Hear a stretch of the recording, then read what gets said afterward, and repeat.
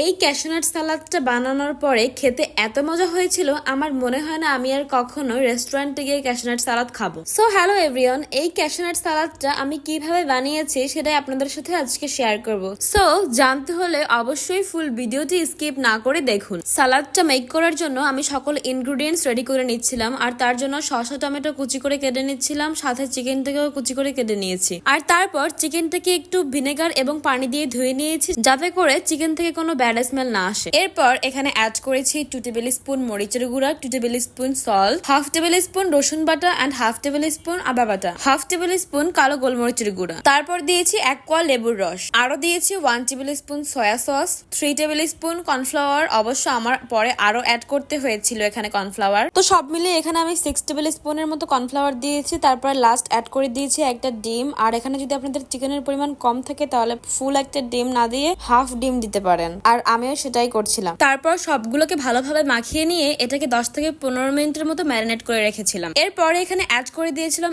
1 চিমটি পরিমাণ জর্দার রং। এটা অপশনাল, আপনারা চাইলে অ্যাড করতেও পারেন নাও করতে পারেন। আমি জাস্ট কালার আনার